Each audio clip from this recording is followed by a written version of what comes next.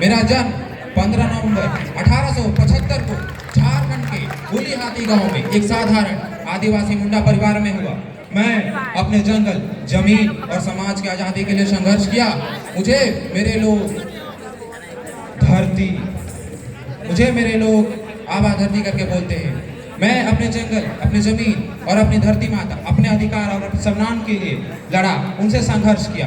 बचपन से ही मैंने देखा कि कैसे अंग्रेज और जमींदार हमारी जमीन, हमारे जंगल और हमारी मेहनत पर कब्जा कर लिया। हमारे जो लोग इस धरती के असली मालिक थे, उन्हें ही गुलाम बना दिया गया। और मैं अपने आदिवासी समाज लोगों को एकजुट किया, उन्हें जगाने का प्रयास किया। मैंने उनसे कहा कि जागो, अपने धरती को पहचानो, अपने अधिकार को पहचानो, अपने समाज को पहचानो। ये धरती हमारी माता है, इसे हम लूटने नहीं देंगे। मैंने महान विद्रोह उलगुलान यानी महान विद्रोह की शुरुआत की। ये सिर्फ मैं रानी दुर्गावती, मेरा जन्म 5 अक्टूबर 1524 को महोबा के चंदेल वंश में हुआ था।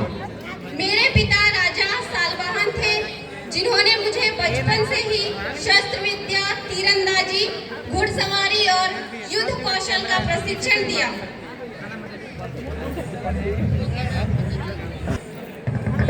मैं उनसे ही साहसी।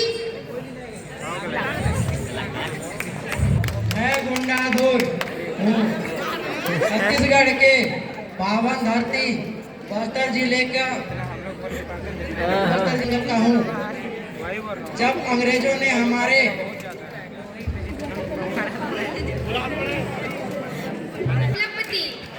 एक गौड़ वीरांगना जिसने भोपाल की धरती पर स्वाभिमान और सम्मान की गाथा लिखी है। मैं मध्य भारत गौड़ जनजाति से हूँ। मेरा जन्म एक साहसी और स्वाभिमानी परिवार में हुआ।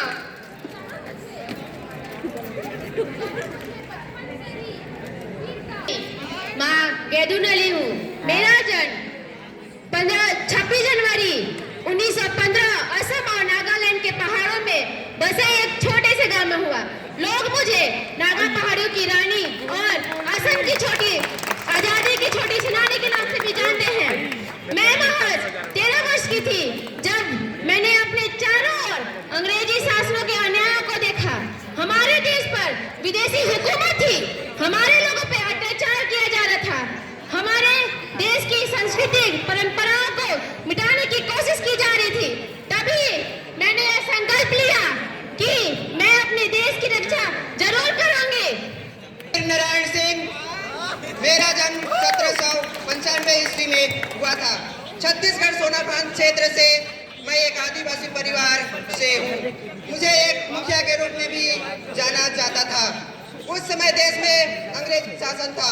अंग्रेजों ने हमारे गरीब भाइयों को लूटते थे, लूटकर अपने गोदामों में अनाज भरते थे। सन 1856-57 ईस्वी में हमारे देश में बहुत बड़ी अकाल पड़ी।